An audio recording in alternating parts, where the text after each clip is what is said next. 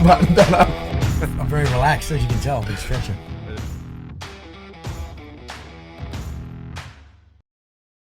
Dr. Geoff Wilson, I suppose we're going to give you the formal title, mate. Welcome to the ISS podcast. Like we were speaking about just before the show, Coco, one of our ambassadors, has been harassing us to get you on. And looking at your backstory and your bio website, I can see why an expeditionist with multiple world records. Mate, g'day. Welcome to the show. So good to be here. That's awesome. Good stuff. Let's talk about adventure. I can talk about that all day.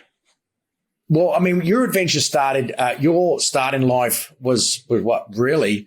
Your parents fleeing, your dad's like, fuck this, I'm getting out of Uganda. I'm going to buy a plane and get to Australia. What's that about?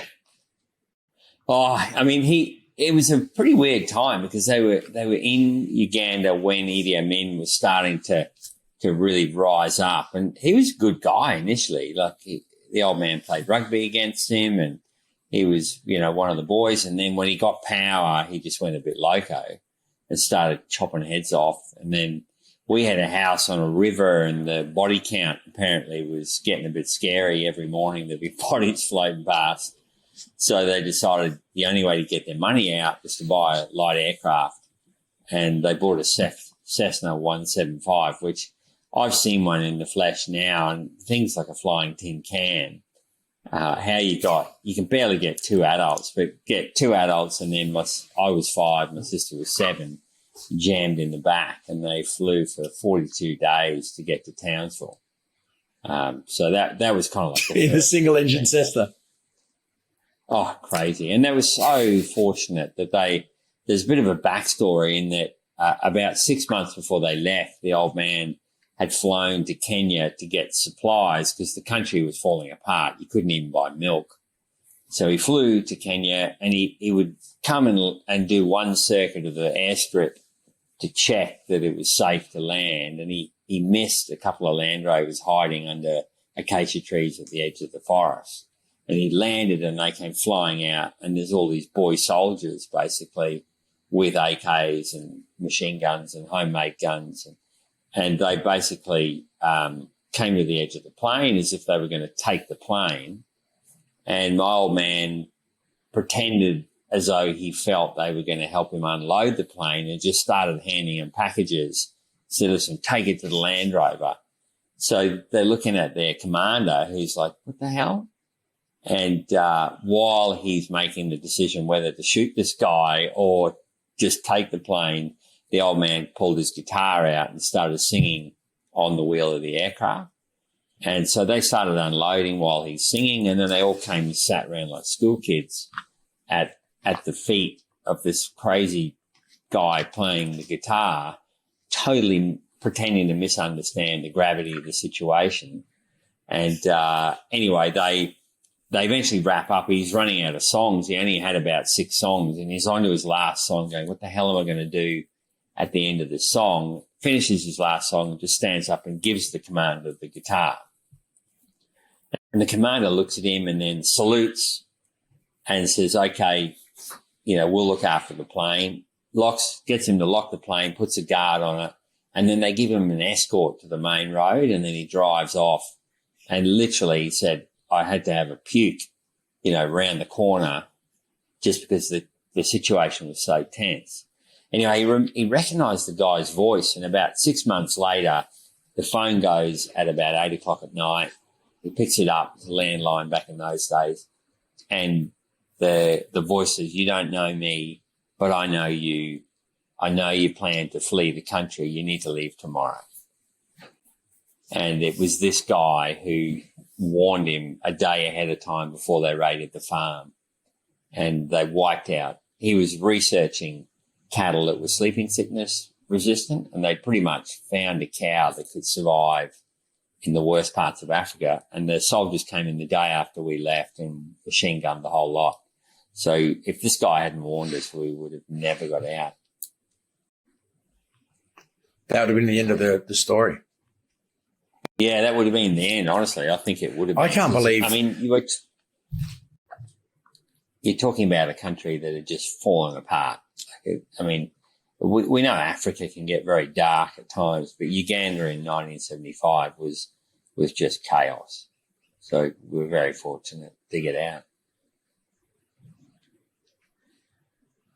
I can't believe they to have that, to read a situation like that and to get the balls to, I suppose they wouldn't have communications, like they wouldn't have a hierarchy of, they wouldn't have quick comms to their rank higher up. So they would be like, oh, fuck, this must be right, I guess. And then just keep playing the situation as you go. That is. No, and then I don't know how to sing a guitar, sing or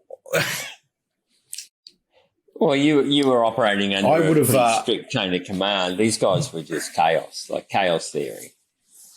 I mean, they tell another story where they were in the middle of this whole thing winding up.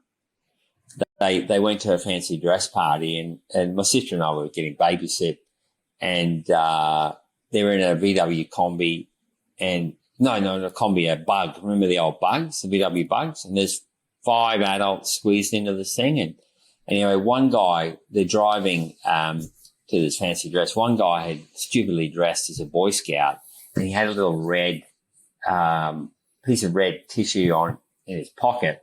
And they get pulled over by boy soldiers again. And the fella's like, open the bonnet.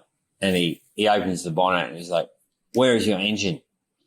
Because the engine in the Bug is in the back. He's like, no, the engine is in the back. He's like, where's your engine? He goes, it's not in the front, it's in the back. Anyway, he gets so worked up, he's going to shoot him over the fact that there's no engine in the front. And while he's about to shoot my old man, he realizes, he looks at this fella with the khaki uniform on with a red slip. He's dressed as a Boy Scout for this fancy dress thing. He says, he's a communist. And he's like, no, he's a Boy Scout.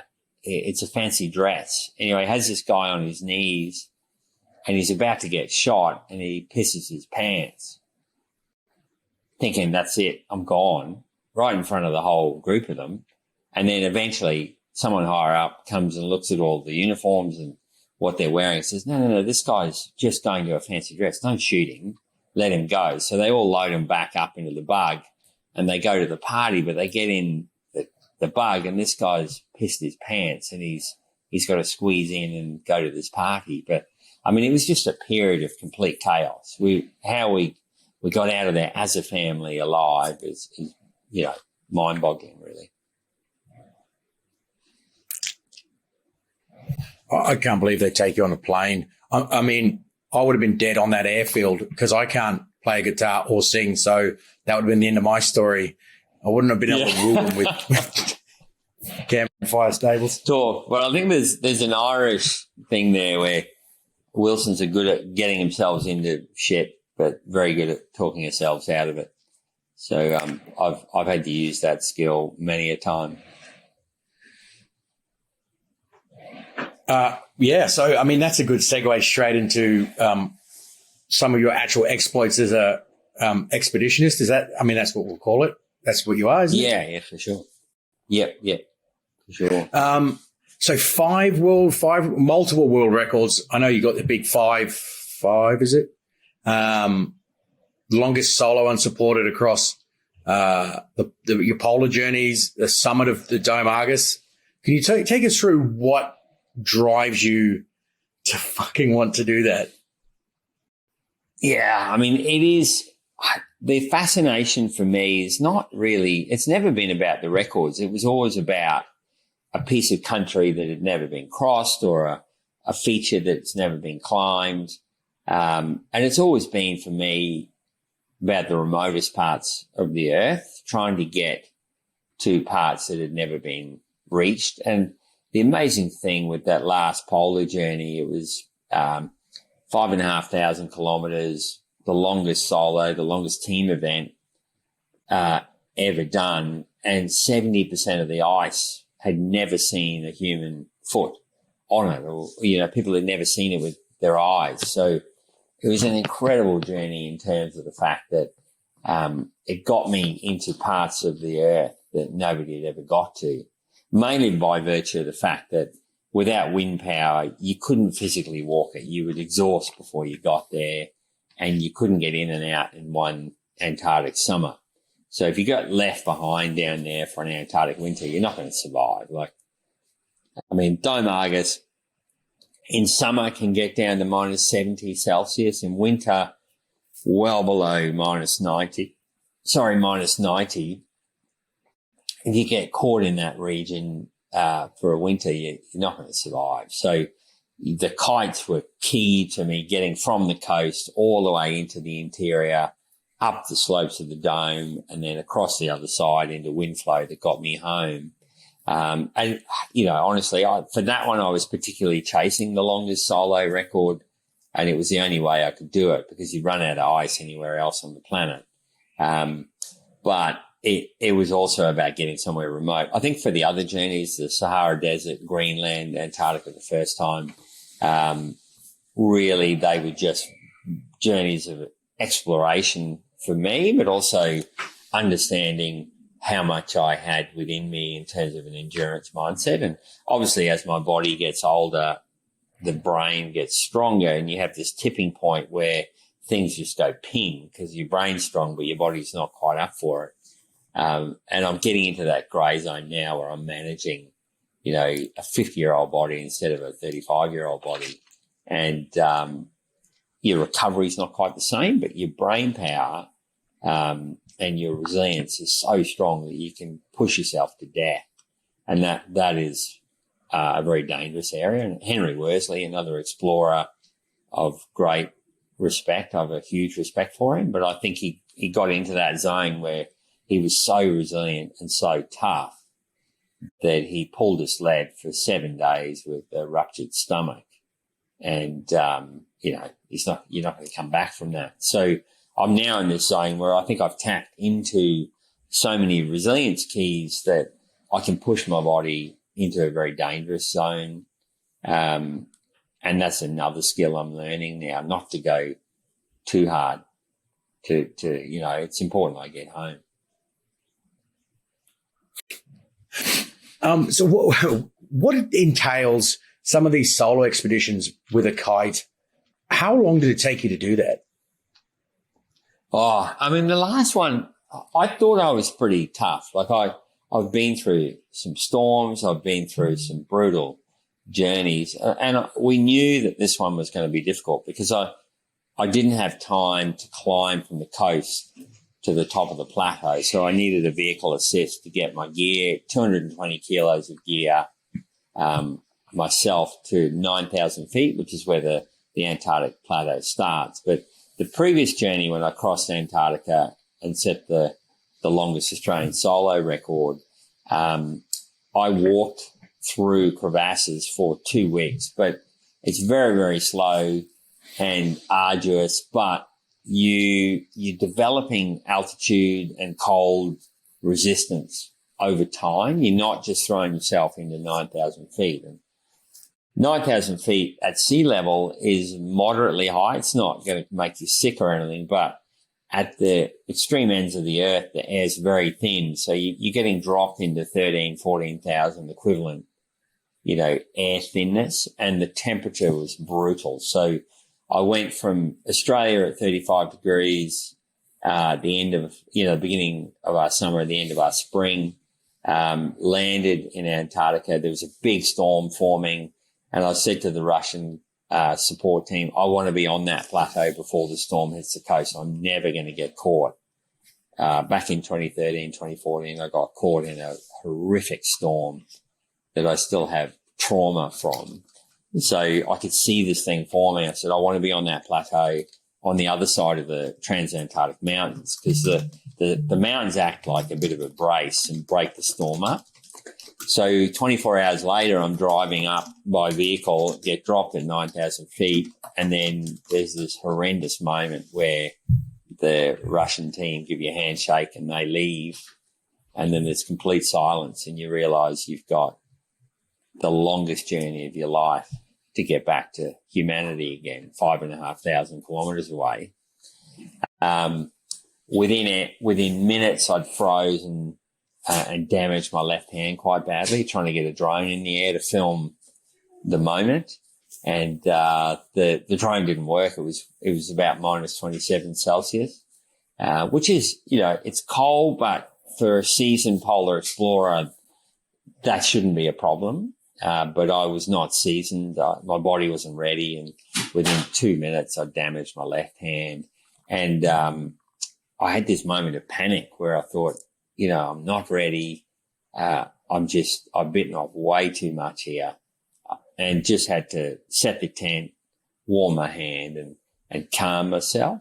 That journey went on for 58 days, and I think probably the first 17 days was the most brutal because it was all upwind. I had wind in my face. The kites were pulling me beautifully, but I had wind chill all down the left-hand side of my body. I very nearly lost 2 fingers on my left hand. And when I got home, I looked at the wind chill charts and realised for 17 days, the warmest I'd operated in was minus 88 Celsius wind chill. So you're not meant to be happy and thriving at that temperature. In fact, you shouldn't even be outside. So to make headway, making 100 kilometres, 150, 200 kilometres a day over brutal bashing ice. But I couldn't understand how at night I would just break down. I was in tears, and just thinking, what is wrong with me? Have I just pushed too far? I'm 49 at the time. I was 49, thinking maybe this just can't be done with a body of this age. But it was the wind chill. I just hadn't allowed for that wind chill. So you're, what would you say, 50 something days by yourself? 17 of those days is nearly minus 90 degrees. And I think that's some of the secrets in that resilience is that you did break. Were you used to that sort of breaking down and being able to build yourself back up? Was that one of the keys to, you think, your success in doing it? Yeah, I think, well, Max, this is the real shift on this journey, because every other journey, I've pushed and pushed and pushed and then got to a breaking point. And then I've run Sarah, my wife, who's an incredible, she's an expeditionist in her own right, in that she has managed the mental strain in the background over multiple journeys. But generally, I would ring her and get a massive bitch slap. And it would be, like, harden up. You put yourself in this situation. You talk yourself into this problem. Like, stop your whining, get your boots on and get home. That would be the usual attitude. But, that worked in the Sahara Desert. I remember walking behind a sand dune and calling her in the Sahara Desert going, listen, we have 700 kilometres of landmines. We've had 9 of our guys have emotional and physical breakdowns out of 13. Yes, I was calling her saying, yesterday my partner had a mental breakdown in the middle of a minefield and I had to drag him out for 100 kilometres, flying these kites and pulling him through minefield. Over and over again, we had people trying to punch on in the team, and it was the worst team dynamics of any team I've ever built. And I remember her saying, listen, you got yourself into this shit, get yourself out of it. And that was a wake-up call for me, and it worked because I wasn't really right at the end of my breaking point. In the first Antarctic journey, I lost food. I had 2 weeks less food because one of my sleds burst, and it meant that I was very unlikely to get across without support, and that support, unsupported status was so important to me. I rang home in a state, got the bitch slap, put my boots on the next day, and developed this traveling system where I would just travel for 16 to 22 hours a day on the same calories I'd operated on for 8 hours, and made up the distance over 10 days and ended up smashing the shortest crossing record by 11 days because of that lost food. If I hadn't lost the food, I probably wouldn't have challenged the record. But Sarah, once again, bitch slapped me.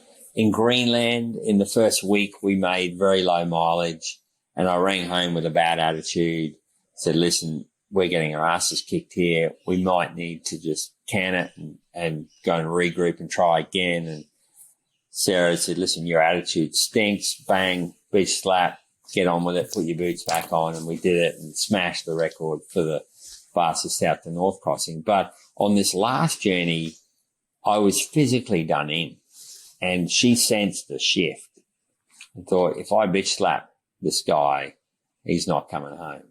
And especially on the slopes of Dome Argus, we were in what we call a DNR zone, which is a part of Antarctica where it was so remote and so high that they couldn't get an aircraft to me with surety it would take off again. So the air was so thin they could land, but they were not sure they could take off. They said, listen, within 500 kilometres of the top of the dome, you're on your own. So if you break down or break a leg in there, then it's going to be calling home, and that's the end of it.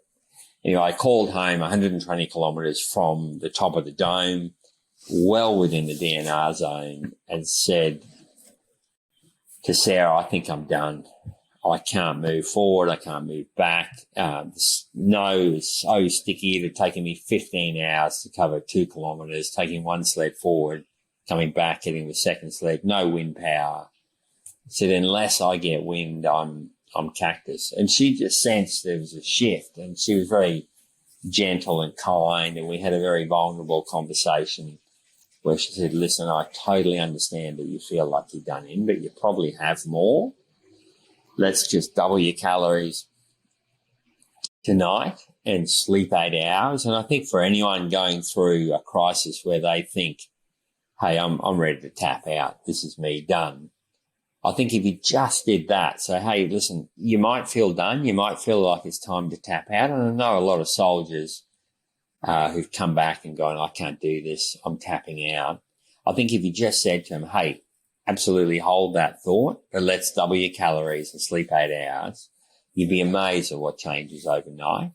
And I remember that night going, okay, I'm going to dig a trench next to the tent so I understand which way I need the wind coming down this trench.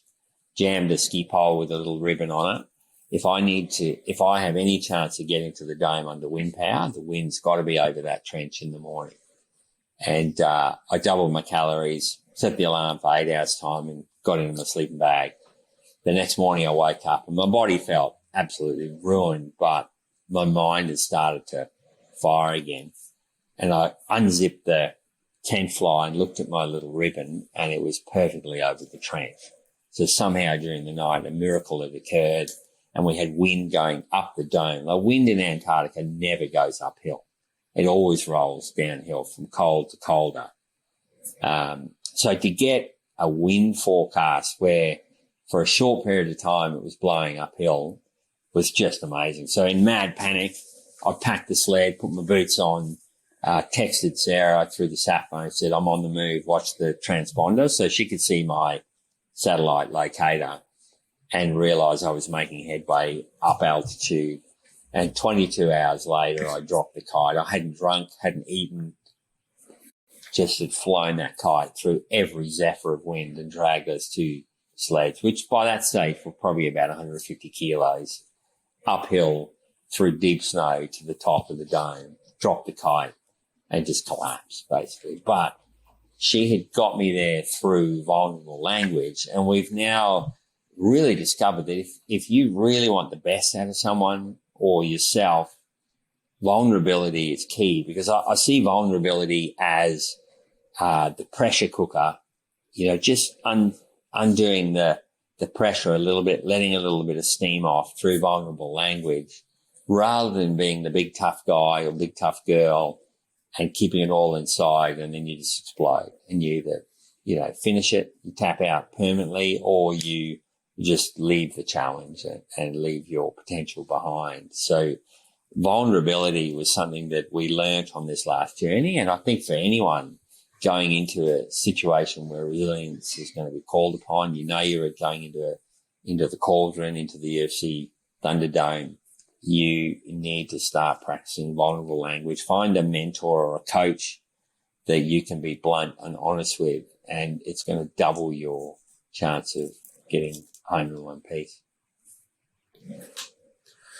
What is vulnerable language? Are we talking, and holy shit, what you would have conversations with your partner the chances of dying out on these expeditions would be pretty high.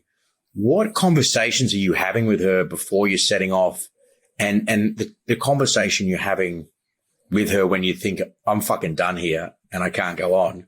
And what does that vulnerable language, we're talking just opening up and sharing? Yeah, I mean, vulnerability for men, women do it quite well, like they get together and they talk things through way better than we do.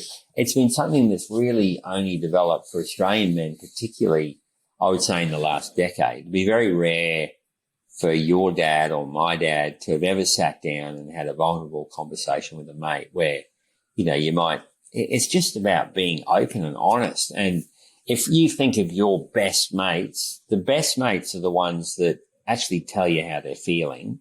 The guys that you can't get near, who keep their cards close to their chest, you're never going to forge close friendships with them. So we understand now that if you want to engender openness with someone, if you want them to trust you, you have to give a bit of yourself, and that's through vulnerable language. Just cut the bullshit and be open. Put your cards on the table. Hey, this is what I'm struggling with. This is what I'm good at. You can rely on me for this. Please don't rely on me for this. Just be open. I think this pretense, the guys that worry me now, if I want to pick a guy who I know is going to be someone I can rely on for a long, arduous journey, he wants to be someone who has cards on the table, will tell me honestly if he's developing a blister on his left boot, on his left foot, doesn't hide it until we've got bone poking out and the expedition's over. It's just about being open and honest and say, hey, listen, I'm not feeling good today. We're not going to get a good mileage today. Let's work together. And Simon, who I did the Greenland journey with, is just one of those men who is family, like he's my son-in-law, but he was a phenomenal open book.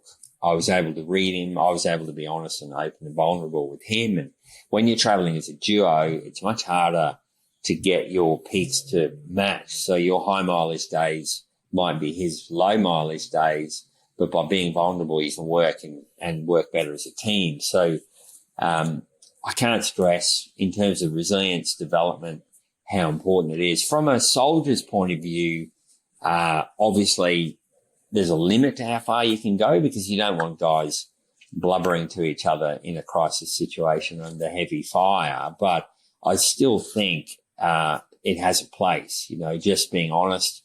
If you're working with a group of guys who are open and honest with you, you're going to trust them. They're going to have your back. It's a vital skill, and we need to learn to do it in suburbia so that when we're in the firefight, we're being open and honest and vulnerable and can trust each other.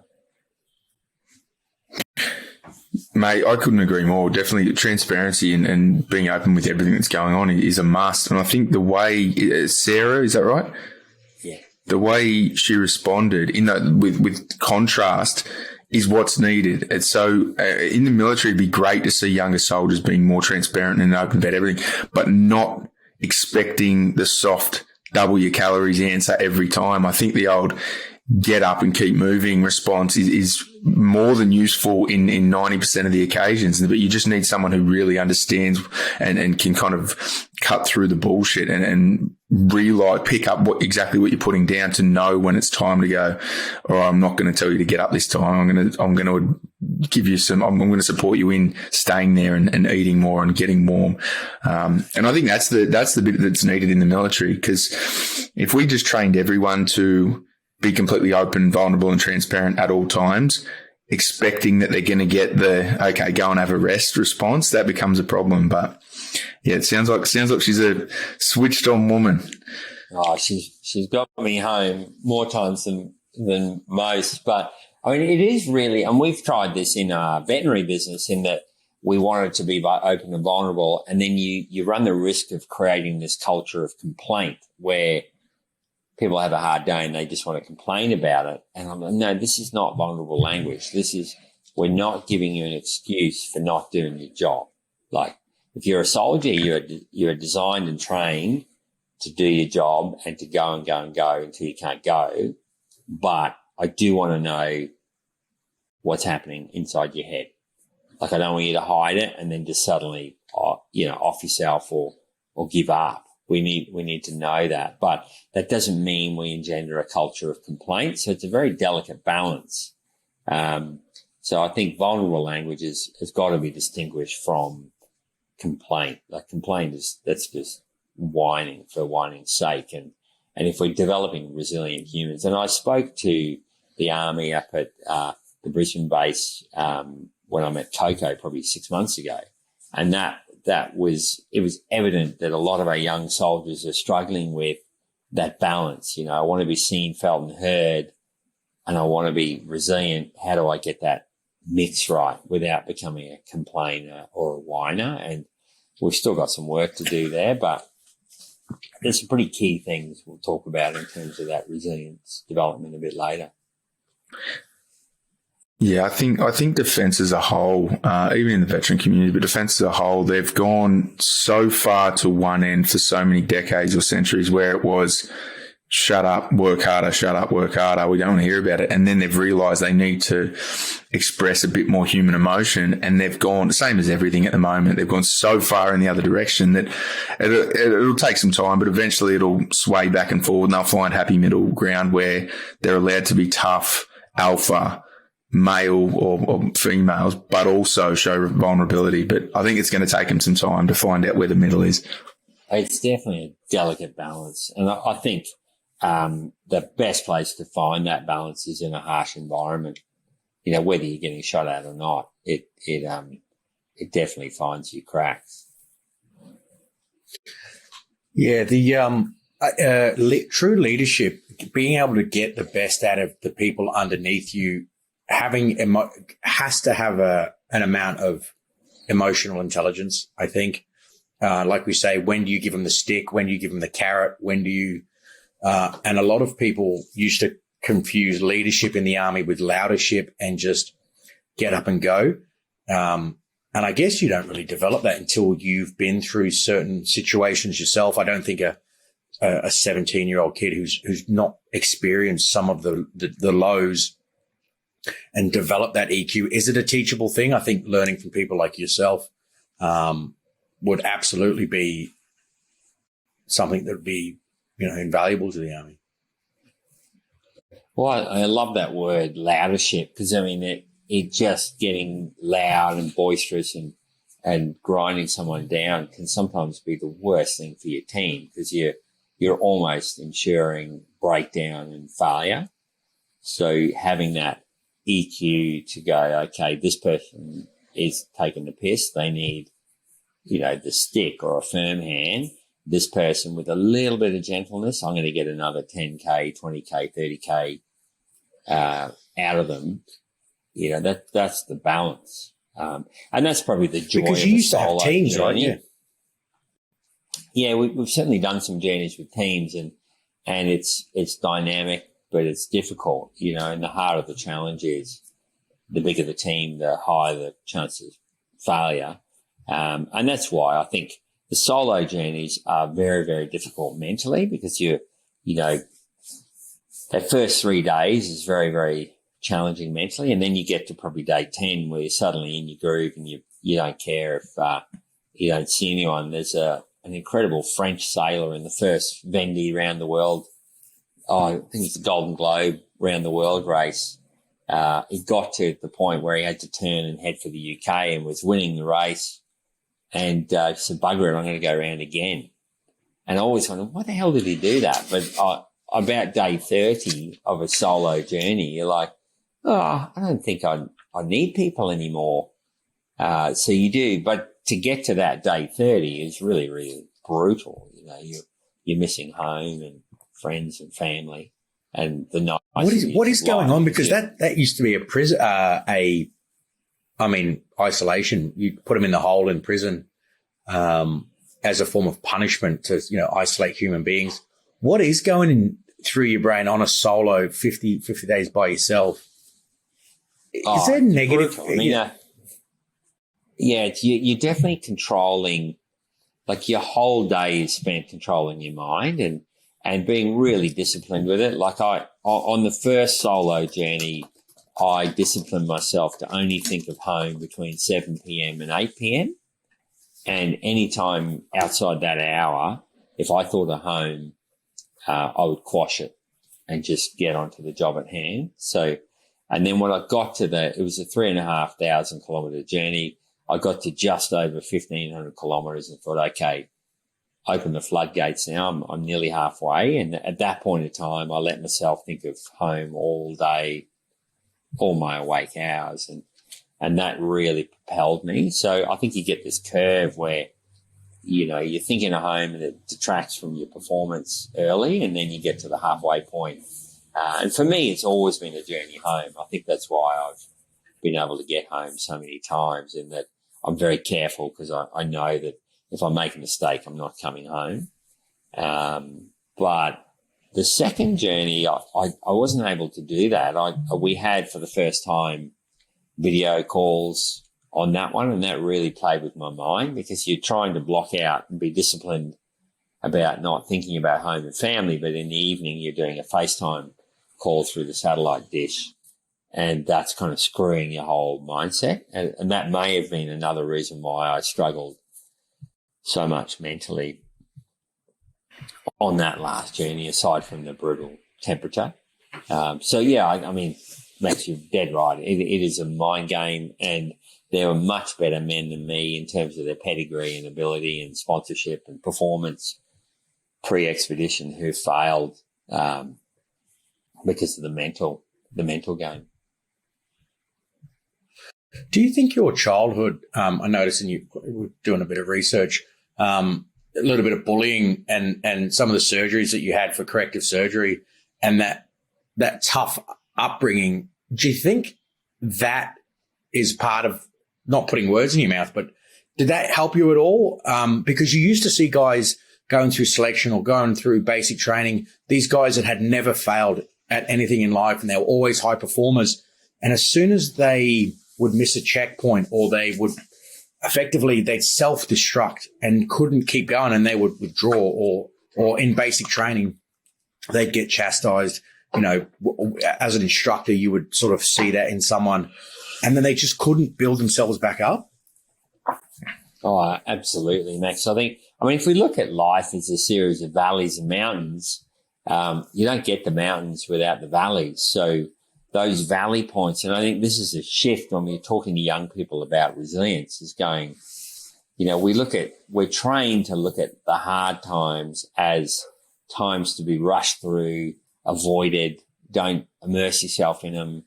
But if we can get them to understand that that's when they're building character. We don't build character on the beach or at the snow or on a holiday somewhere. We build it when we're getting bullied, or when we're getting facial surgery after facial surgery. And, you know, that character is what you draw on when you get to your next low point. So I think for me as a kid, having to fight a lot, you know, in pretty tough boarding schools in Africa and up Charters Towers, and then in Indonesia, you know, as a cleft palate kid, I can remember 6 or 7 ops by the time I was 13. That facial surgery was so incredibly painful that I learnt this technique of drawing myself out of the situation. So you're almost hovering independent of the pain. And I use that a lot on the end of a very, very long day of traveling over snow, where your body's just getting hammered, the kite's pulling you. You pull yourself out of your body, and you can get 30, 40, 50, 60 extra kilometers, you know, past what your body had said, listen, I'm out, tap out for the day. So those skills that I learnt, and I think that mongrel spirit, you know, going, yeah, knocking me down again, I'm always going to get up. So that little street fighter, you know, grabbing a nut and twisting it so that you win the fight, you're not ever going to get done over, you know, works time and time again. And you're right. We see kids or adults that have had a glory streak. They've never had to draw on character. the first challenge they give up and pack up and go home. And that's a shame, because that first failing is where they're starting to build character. And if we can get them to understand, hey, this needs to be immersed in, this is where you need to learn to enjoy the pain and understand you're building yourself. You're going to get Teflon tough if you stay here and work with it.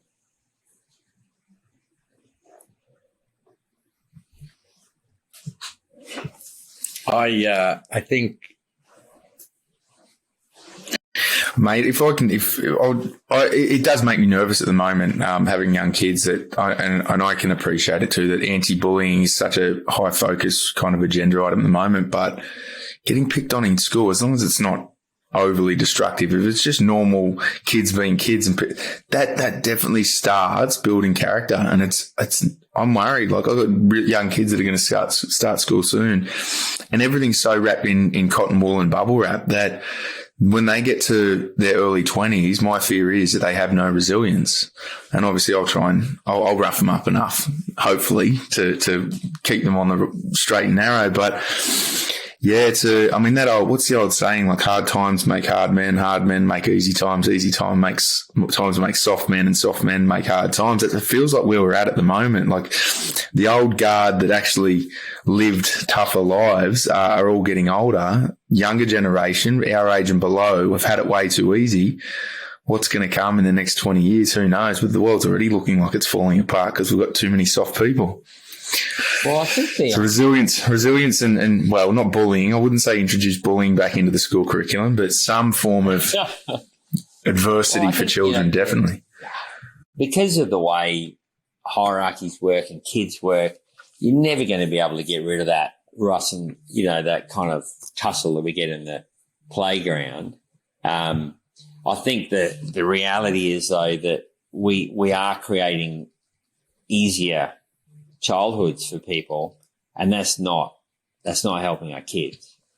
So I think it's dads going, okay, I don't want you to go through tough times, but our tendency is to rush in and rescue when a kid's got a person at school who's giving them a hard time, or on the footy field or whatever it is.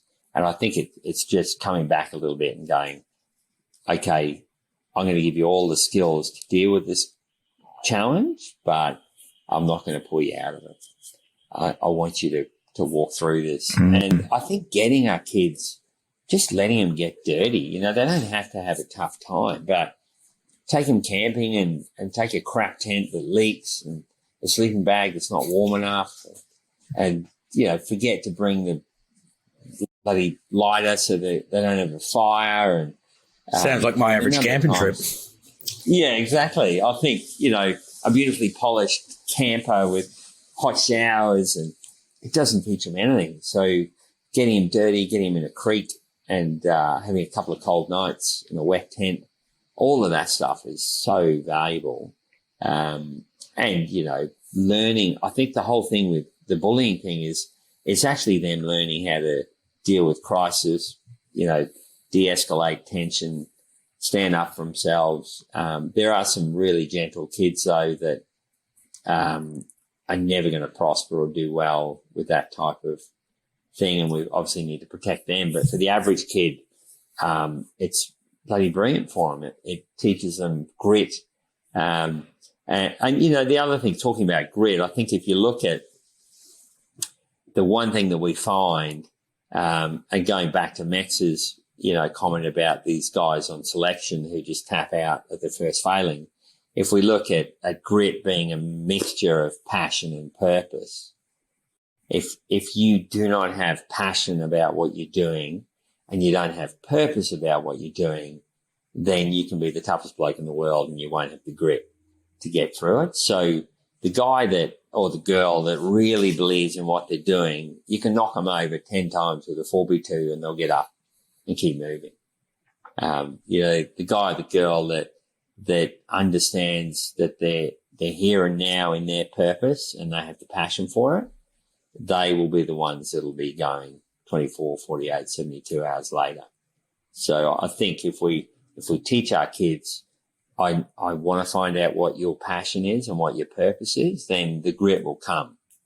I think that the big issue is probably not, and Sarah always gives me Geoff for using the word softness, but for those people that we find have an early tap out, it's generally because they are without purpose. If we can fix their lack of purpose, the grit will come. So I often we focus on the grit, and that's probably the wrong end of the spectrum to work on. If we go, okay, what is it that you're passionate about?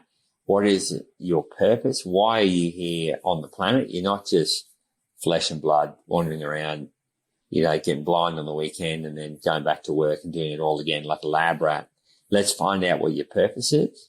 Once you know what your purpose is. I mean, if you look at Coco Quilty, what he has been through is a shit show. Like most people would be sucking their thumb in the fetal position in a padded cell somewhere, but he has found his purpose. His purpose is to get into the Australian population and make them realise that the best day of his life was when he was blasted by an IED and very nearly died. And that changed his attitude to family. It changed his attitude to friendship. He found his purpose, and the grit has come secondary. He's just a Aussie example of true grit. And I think if he hadn't had that passion and understood his purpose, he'd probably be focusing more on the pain and be in that fetal position. Yeah, I think those true grit is the last exercise you have to do in Singleton before you march out. True grit.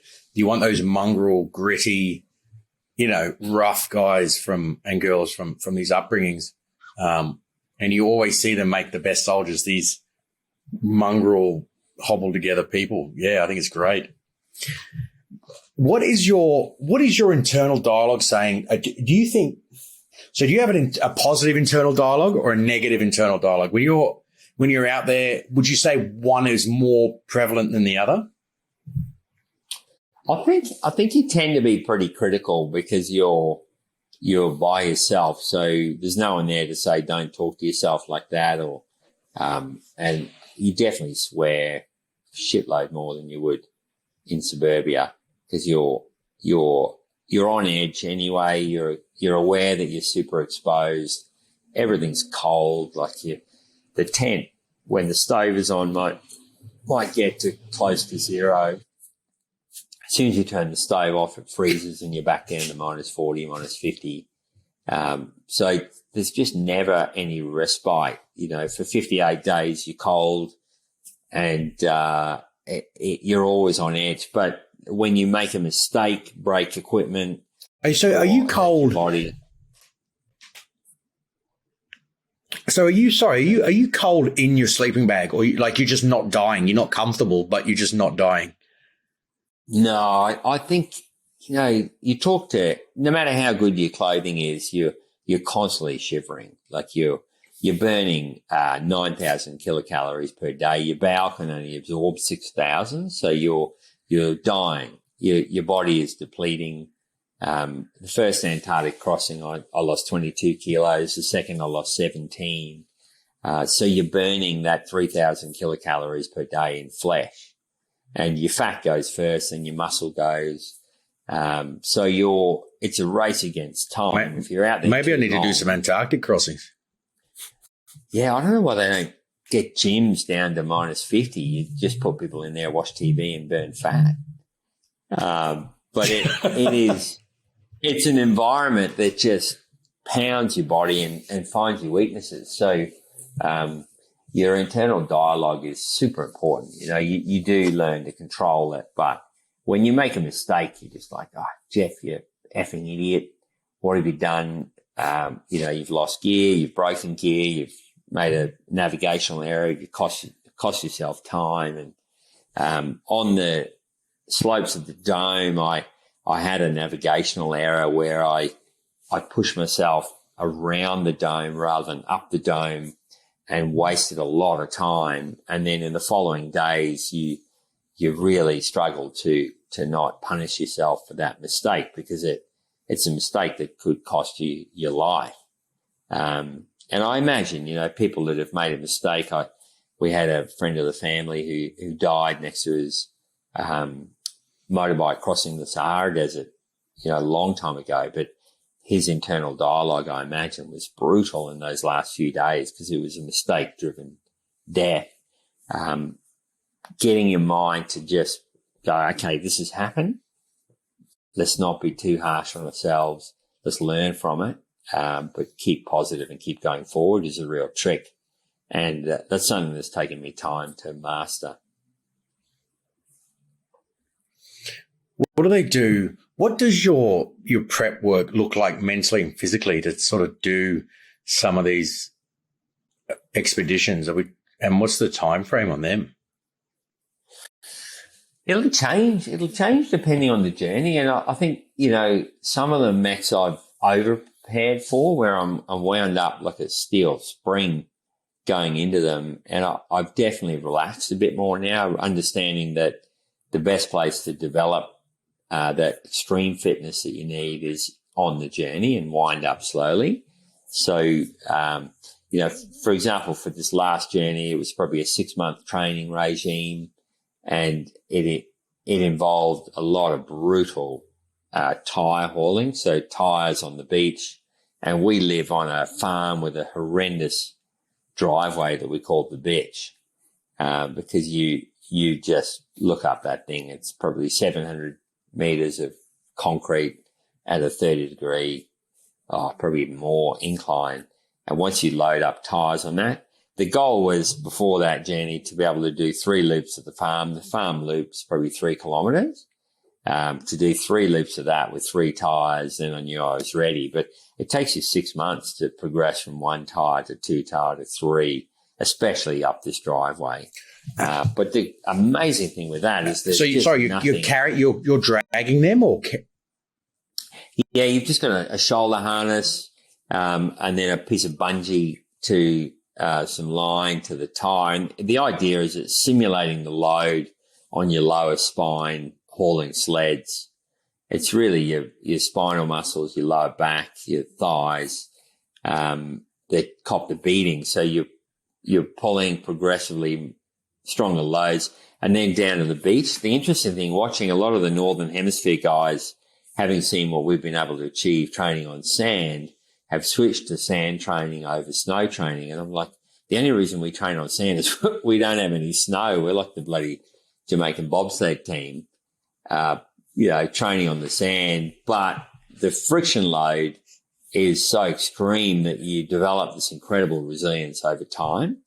And I think if you want to break someone, hauling tyres on sand is pretty effective.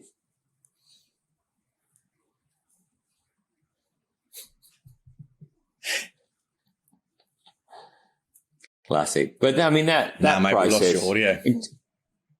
Did you? Have you got it? You got it now?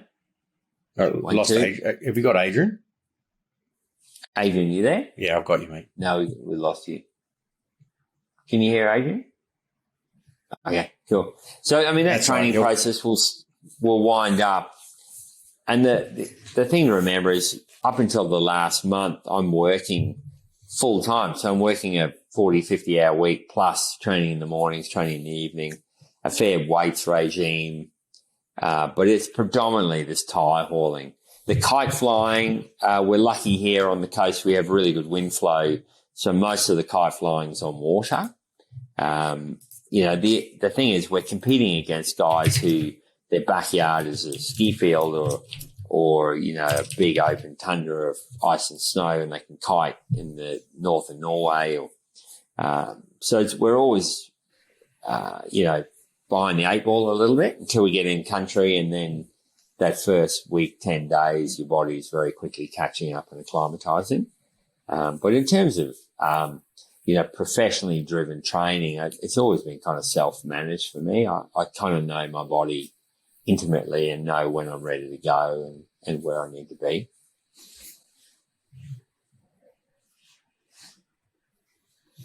I can't believe hauling, but they make us drag 3 tyres 30 metres on the Army Pezza. and I'm cooked, let alone 9 kilometers dragging a tire or 3 tires. It's uphill. Uphill is horrendous. But, you know, it's so funny because during that whole training phase, Simon, my son-in-law, trained on and off with me.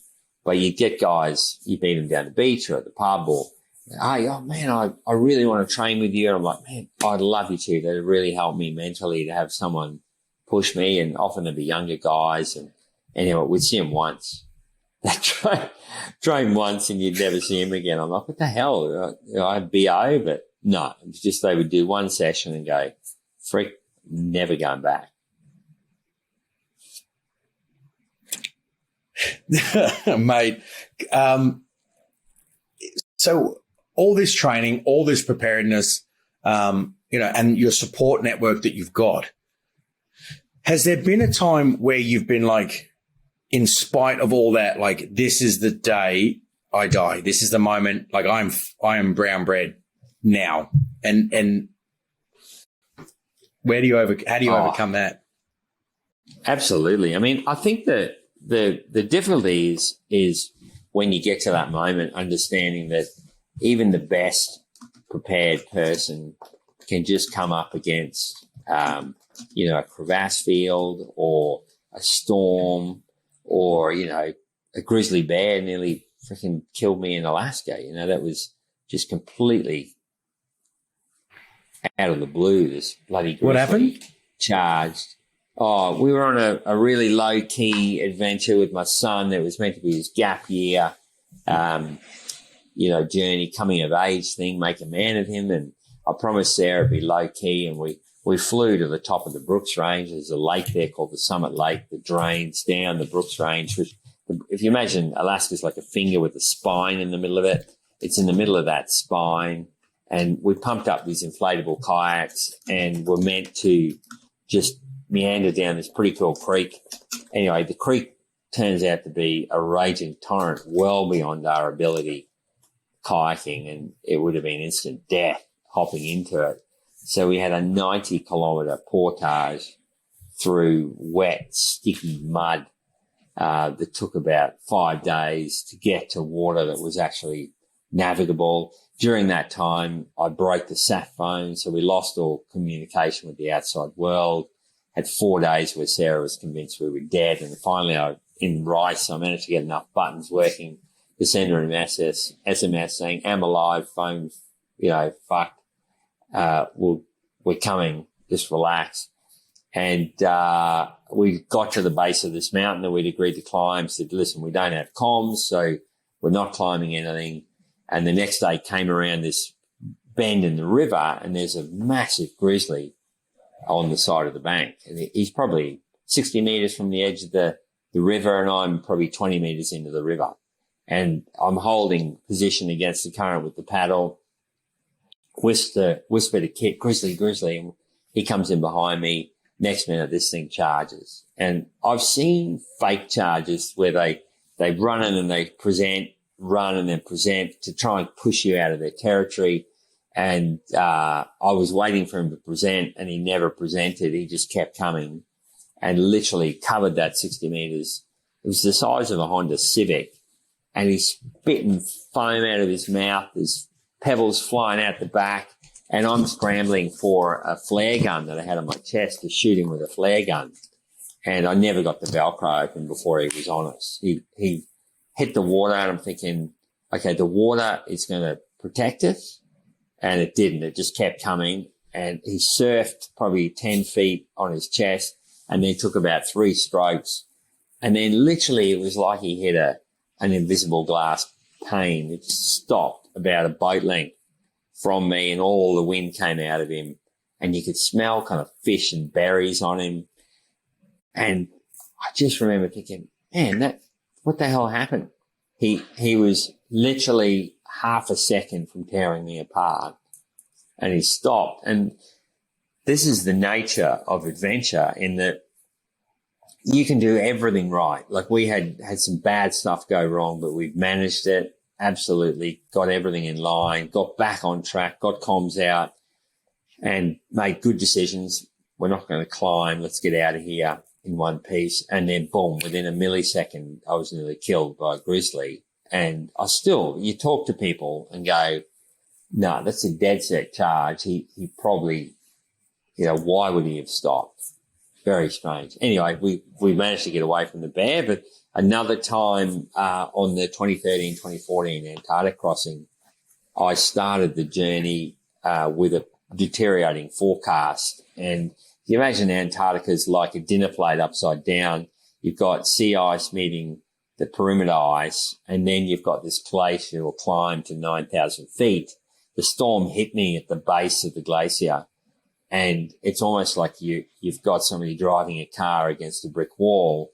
That compression zone is way more dangerous than if you're on a flat surface or you're hiding behind mountains.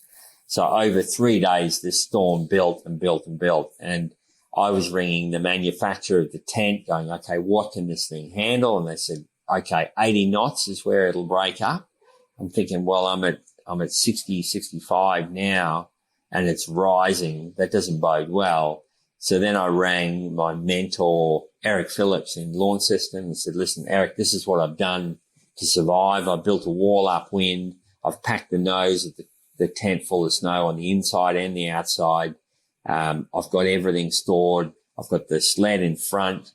It was a breast cancer charity, so there was a set of boobs on the sled made out of Kevlar and it had the nipples facing downwind. Who knew boobs are actually a pretty good spoiler? And that was pushing wind up over the tent. But I still felt like the storm was deteriorating and I wasn't going to make it. And Eric said, listen, if you're at 67, 70 knots now, it's likely to exceed what the tent can handle. You need to call Sarah and let her know what's going on and get prepared that you're not going to come home. And I said, what do you mean? He said, well, if the tent breaches, you're going to have probably 3 to 4 hours before the spindrift gets into you down. Your body will melt the spindrift. Your thermal properties will deteriorate and you'll become hypothermic and die. No one can get you by air. No one can get you by foot. Anyone entering that storm is going to die trying to save you. So no one's coming. So I hung up and just had this moment of, oh man, this is probably one adventure too many. And the inside of the tent, if you imagine you parked a tent behind a 747 and then got inside it and tried to live for 4 days, your brain is about ready to burst. The side of the tent is billowing. You can't get a stove lit. So you haven't eaten or drunk for the best part of 48, 72 hours. You're just getting hammered, and the actual barometer changes in there are moving your eardrum so that you start to feel like you're going crazy because it's just like someone pushing air in and out of your head. During that whole time, you're having to yell to be heard on a phone. So the thought of ringing Sarah and saying, listen, I think this is it, is not something you want to do. But if I leave it until the tent breaches, I won't be able to talk to anyone. So I called her and she could hear the storm in the background, hear how much stress I was under.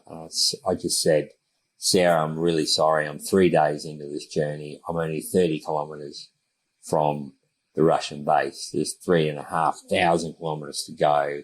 And I think this is the end.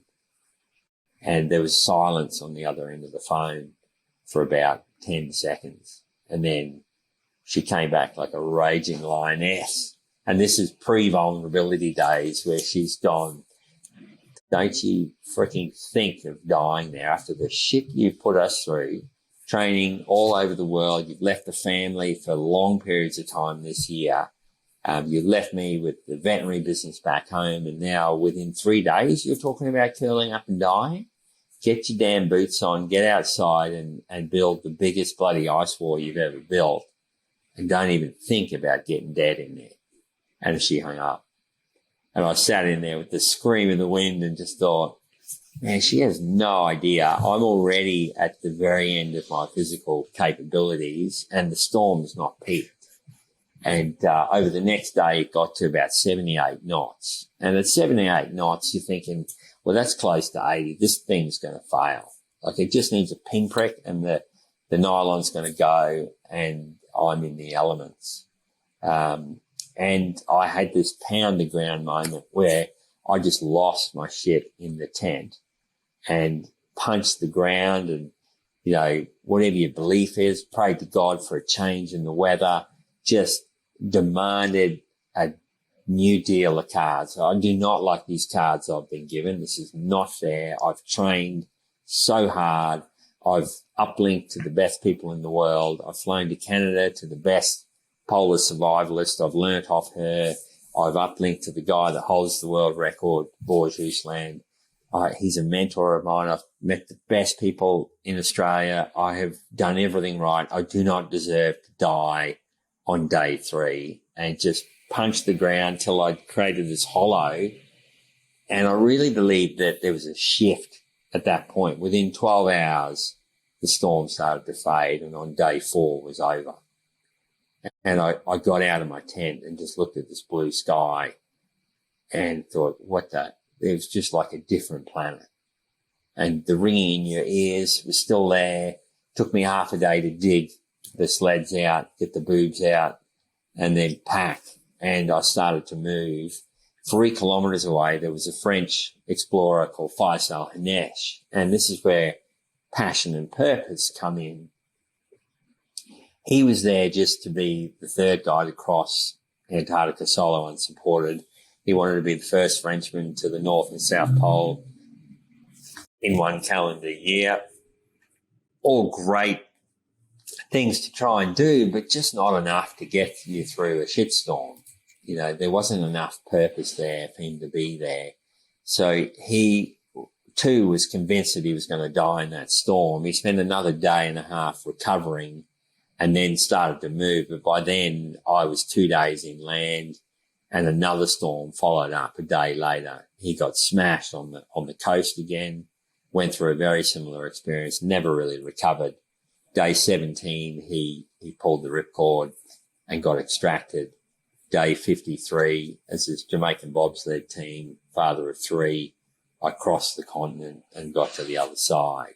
So, you know, often I'll use Faisal as an example of that. You know, passion and purpose will beat talent every single time. So just go and go and go, but make sure you're in your passion. Make sure you're in your purpose before you get into the firestorm. So you're effectively competing for this solo title. Yeah, this is pretty funny because I set this journey and thought, okay, I want to do the first Australian coast to coast, which was from the coast of Antarctica through the South Pole and then out to the other coast. So if you imagine Antarctica is a bit like a clock face, you're going from, say, 12 o'clock. In this case, it was from 12 o'clock to the center of the clock and then coming out at probably 8 o'clock. So he had picked the same route. We met in South Africa, and he had, you know, much better polar pedigree than me. He trained with the Norwegians for 11 years. He'd made it to the North Pole, built like a brick shithouse. He was half French, half Algerian. Beautiful guy, but super strong, ex-military background. I didn't have a military background. So on paper, I was screwed. You know, this guy was going to blitz me. On the aircraft, there's 10 guys going down to work in Antarctica, and they look at me in my pink jumpsuit with my set of tits on my sled, and they look at this hardened Frenchman with this beautiful, you know, French down Pyrenees jacket and sleek sled and brand new skis, my secondhand skis, and they form a betting syndicate and go, man, the Aussie's not going to last. He's going to be gone. And 9 of them bet for Faisal. 1 guy bet for me, and he had a friend who was dying of breast cancer in a hospital in Cape Town, Lottie, and he came to me and said, listen, I've written Lottie's name on this balloon. When you get to the South Pole, believing that I would get there, can you blow it up, say a prayer for Lottie, and let the balloon go? And I said, listen, I will take that with honour. I'll put it in my pocket, and I hope Lottie makes it. Anyway, probably 47 days later, I made it to the South Pole and blew this balloon up for Lottie, and hoped that she had made it. But she had died about 3 days before. But when I got to the other end of the continent, got home, I got a phone call from this guy, and he said, listen, I followed your journey with interest. I was the only guy that believed you would make it. And I said, well, why did you bet for me? And he said, I just felt that you had it. And he said, thank you for carrying Lottie. And I said, listen, honestly, I didn't carry Lottie. She carried me. And, so that really once again drills down that whole passion and purpose thing, because Faisal is much more physically strong than me. He's had 2 further attempts to do the same journey and failed both times. So the reality is now it'll be very hard for him to get sponsorship or funding. But superhuman guy. We catch up when I'm in Norway. We're still very, very close, but he is my crash test dummy for passion and purpose. If I can align him with the right purpose, he'll be unbeatable.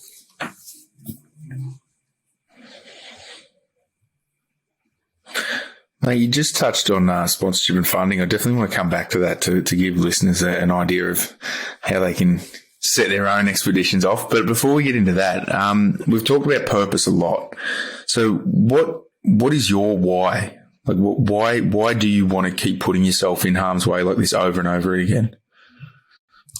Yeah, it's a good question, Adrian. And I think a lot of people have probably criticised me over the years for, as a family man, continually stepping back into the arena. But I think it's backing yourself and realising that I'm very good at getting myself into trouble, but also quite hard to kill.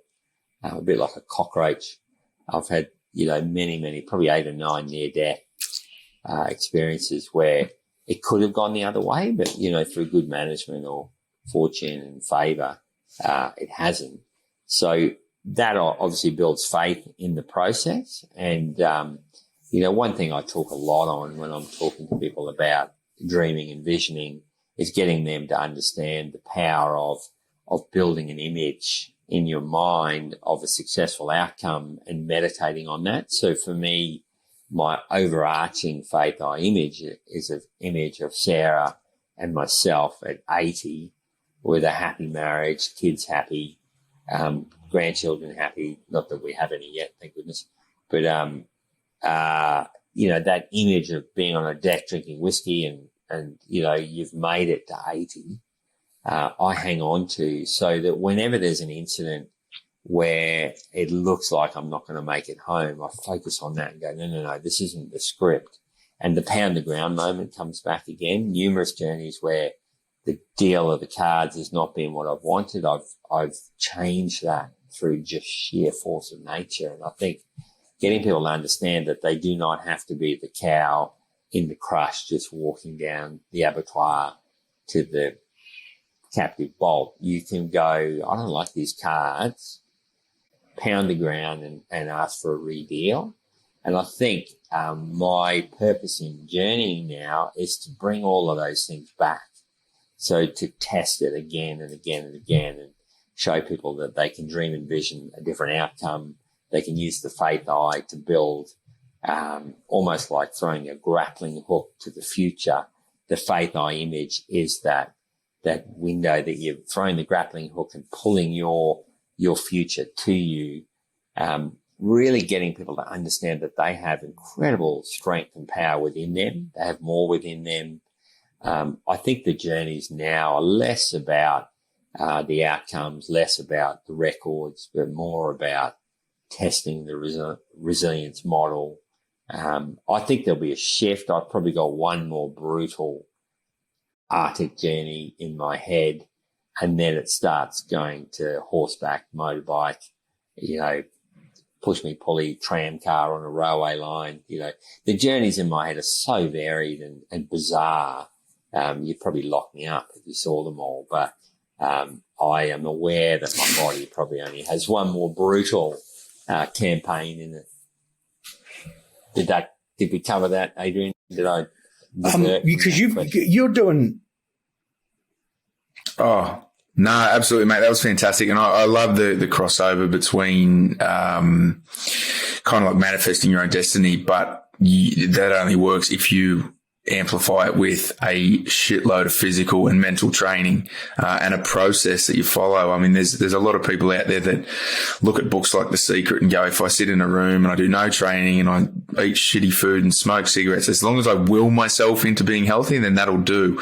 But it's good to hear the combination of all of that and just mental focus, identifying what you want to achieve, and regardless of what deck the life throws at you, you just go after it anyway. But you multiply that by a process with training, which is fantastic, I think.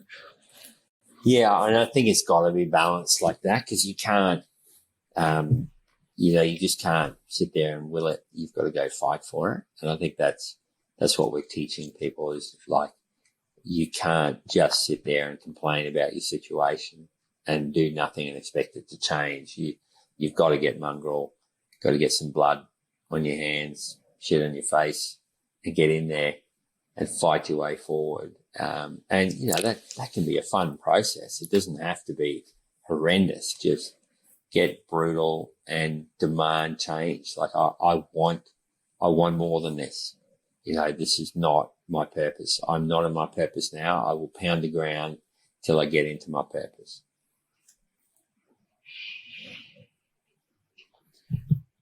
That does go back to an analogy from training at the speed of light with, his name eludes me, great guy, and he went down and he revolutionized reality-based training for New York Police Department, and he would come over and did a lot of work with the Australian Army. And there's an analogy out of that where there was a young, and I think we brought it up before, but there was a young female police officer, and she was getting married in a week, and she was going up to do a domestic violence on a house in America, and a gunman opened the door and just started shooting at her, and she got shot like 9-something times. And the story was that she was like, I'm not dying here. I'm getting married in a week. This is not happening. And she kept moving forward, and she kept that will to live, opposed to people training themselves to, in those same situations where we used to train people, okay, you've been shot. Now you have to lay down and act like you're dead. And I think that there's utility in your stories. Like, this is not happening to me now. This is not the script I've written. I'm going to keep going forward.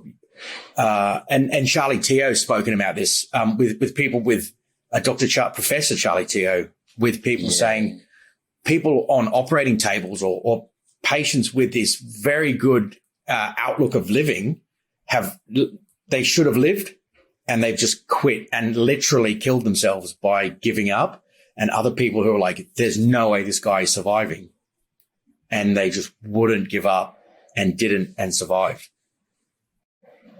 Yeah, it's amazing. Well, the power of the human mind is beyond. But I mean, also, like, tapping on, there is something about building an alternate reality and meditating on it so that you start to, it's almost like those software games where you build that little alternate community, and you have the sheep and then the fence and the house. And if you build that specific alternate reality in your mind and focus on it, meditate on it. For me, the faith eye is so specific. So to give you an example of how specific it is, Scarpa make 2 colors of boot.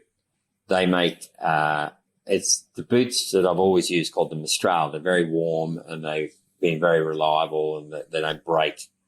So I will never change my boots. So when they arrive, I know that the sponsor's only got 2 colors. There's a white boot and an orange boot. But for 6 months, I've been meditating on a faith eye image of an orange boot with my body attached, stepping on the top of Dome Argus. And when the boot box arrives, I'm shit scared that they're going to have sent me a white boot. And that's going to rattle my confidence and probably mean that I have to start the whole mind game thing again. But I've meditated on this image of this boot stepping on the top of the dome, and then I cut the box open and I see all those little packing things that the kids love to eat, and I'm almost scared to put my hand in and grab the boot. Put my hand in and I just see a hint of orange, and I pull this boot out, and it's like I've I've had this eureka moment. I'm running around the house with this orange boot screaming, and Sarah's like, what the hell is going on? You know, you've got ski boots before and never got this excited. I said, no. This is part of my faith eye image. It was always an orange boot. If they'd sent me a white boot, it would have just knocked me for six. The fact that it came in the boot that was already in my mind. And then 6 months later, I had that moment of putting that very boot on the top of Dome Argus. The image was almost perfectly parallel to what I put in my mind. And I'd never been to the top of Dome Argus. I had to imagine what it would look like and feel like. And it felt so real that it was a deja vu moment because I'd been there multiple times in my mind. And any time that it looked like I wasn't going to get there, because I had such a firm map of where I wanted to be, you could feel it flicker and realize that you're off course and you have to fight to get back on course. So teaching people the power of the human mind, almost like the Lion, Witch and the Wardrobe, where the kids open the cabinet and they step into this imaginary world. By building images of your future in your mind, you can create that cabinet that you step through. And people think, man, what's he talking about? But I've done it again and again and again. So the Sahara Desert, the image that I meditated on was 4 tracks, 4 guys alive and well. And for some reason, it was a red color sand and a very, very black river, which the Senegal River marked the end of the Sahara for us. You know, we'd risked getting our heads chopped off by Al-Qaeda bandits. We'd had 700 kilometers of landmines. You know, it was a brutal journey. We get there and I'm looking north. I see 4 tracks. The sand is this incredible tangy colored red and the river behind me is black. And I'm like, I've been here. I had built this image in my mind and I've just stepped into it. Every journey's been like that. So getting people to understand the power of suggestion, the power of meditating on an outcome, it's more than just positive thinking and namby-pamby wishfulness. It does have some form of portal effect into your future. Mate, I couldn't agree more. And if almost every highly successful athlete on the planet says the exact same thing and they can't all be making it up. So people need to start paying attention. Mate, before I stop asking questions and get out of Max's way, do you mind can we go back to funding these trips? Cause that's a big question I've always wondered, like how do people go about, this is obviously something you do a lot of and it can't be cheap doing these trips. How do you get them funded? Oh, it's been really difficult, Adrian. Every journey, even at my stage of adventuring, you know, we're now, if I go to a sponsor and say, this is what we're going to do, they know it's going to happen. But early in your career, they're like, really? You're going to pull a set of boobs across Antarctica? No, not for us. So it can be really difficult for a young adventurer cracking on, getting out. And my son is battling this. He's 20 now and he's just trying to get funding for a film in the Snowy Mountains at the moment. And it's been a shit fight. He's sort of got a little bit here, a little bit there. It's not a good time. You know, the days of Marlboro cigarettes sponsoring manly men doing manly pursuits are kind of over.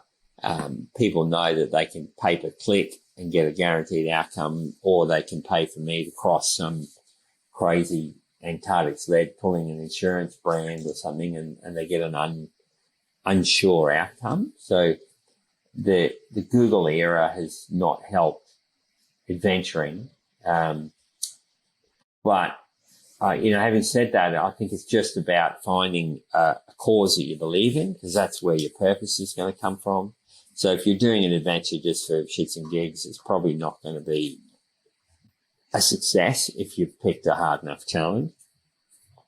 So make sure you're aligned with the purpose and then just go and pound the pavement. I mean, it's time and time again. I was very fortunate on this last journey to have bumped into a phenomenal family out of Sydney that had connections to Mawson, the explorer, and really felt that they wanted to help because, you can spend anywhere from a couple of $100,000 to $500,000 funding a solo expedition. Once you put a team behind that on the ice, you could spend a couple of million on an Antarctic expedition very easily. So it's got a balance. You've got to raise for the charity more than you've spent to make it even look like a worthwhile endeavour. And it doesn't mean one big argument I had with Dick Smith years ago was that charity and adventure are a good union. He felt that adventure should always be pure and just be about adventure, but it's probably because he's never done a brutal endurance journey. He's always sat in his ass in an aircraft. So if you don't have adequate purpose attached to an endurance journey, you're not going to make it. Well, why the hell would you? If you're just there for yourself, you're going to tap out at the first storm. So we've had heated discussions about that, but I think adventure and charity work beautifully. But it's also the funding side. Now, if people understand that their giving is not going to your journey, then they're happy to give. We've always had to build a firewall between people's giving for the charity. So generally it's been for the McGrath Foundation, where we go, listen, this gala ball is to raise funds for the charity, not for the expedition. That's covered independently by sponsors, and that would be food sponsors, fuel sponsors, travel sponsors.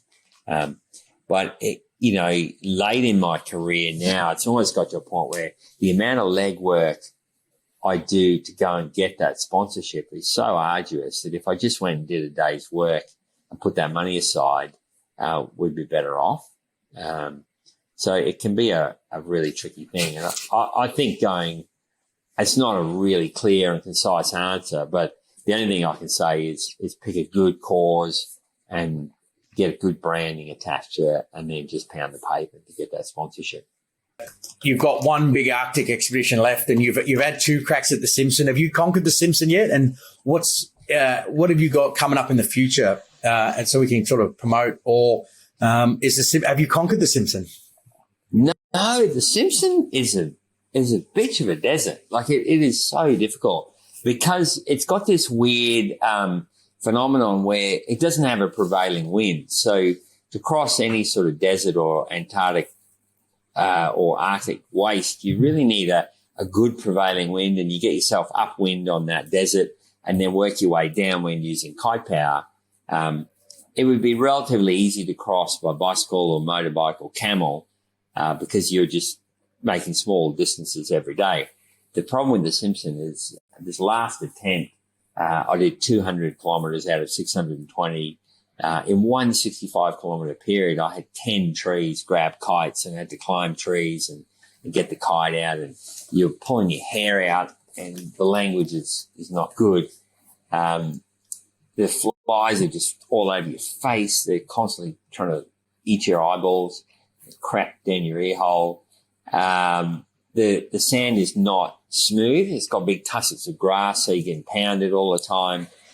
So I'm going to go back this year and we'll rebuild the buggy so that the axle is higher, because I think with the advent of COVID, there's been more people going, let's go to the desert, more traffic, and the ruts have got deeper. So the middle of the sled was just grinding across the ruts.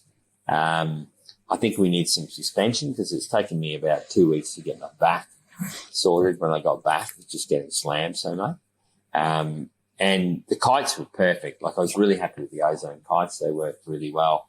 It's just the sled. I need to kind of design like almost an arching axle, slightly bigger tires, and get some weight out of the sled. That thing was a beast to pull on the tops of the sand dunes.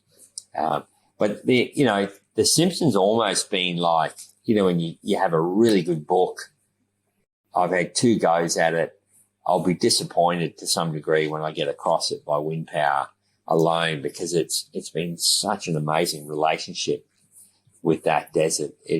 For those people listening who have not been to the Simpson Desert, you need to get out there. The sunsets are the most incredible in the world. This purple hue that comes in just before sunset. The canny colour of the dunes, the wildlife, and then the nighttime stars beyond anything other than probably a ship at sea, with all of the deck lights off. The Simpson Desert nightlife the star life is just unbelievable. So yeah, Max, that one, probably August next year. I think I just need to carve a whole month and just head out there. I've got a mate here who I want to go hook up with some of the Indigenous guys out there and learn how to survive. Because as a white fella, I realised if the vehicle goes, our survival time out here is probably 3-4 days. The bush tucker specialists will still be going 10-15 days later. So if I can learn a little bit of the Indigenous guys out there, I'll be stoked before this next expedition. So that's kind of on the cards, that we're rebuilding the sled. In the background, I had a meeting on Saturday with two very clever guys, Dale Chapman, who's a board shaper on the coast, and another guy, Aaron, who's a bit of a carbon fibre engineer, to work out my sleds for the Arctic journey, because the idea with this journey is it's to have a crack at a journey that's had two attempts before and they both failed. So I'm looking at it from a different, it's getting to a very, very remote part of the Arctic Ocean. But to do that with the global warming effect, we've got a passage of Arctic Ocean. So the sleds will be in like a catamaran configuration. We'll fly kites. It's going to be myself and Simon again. We'll get to the edge of the ice pack, break the sleds down into single configuration, and then man-haul all the way across the Arctic Ocean, and then out the other side, put them back into catamaran configuration and make our way to Norway. So it's basically from Russia to Norway in a direct line. It'll be a brutal journey, and certainly the longest Australian journey ever in the Arctic Ocean.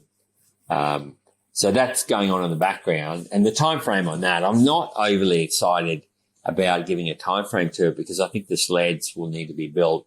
I'll need to get up to Norway, test them there, and then learn, what needs to be changed, come back. So it could be a 3 to 4 year process to get that together.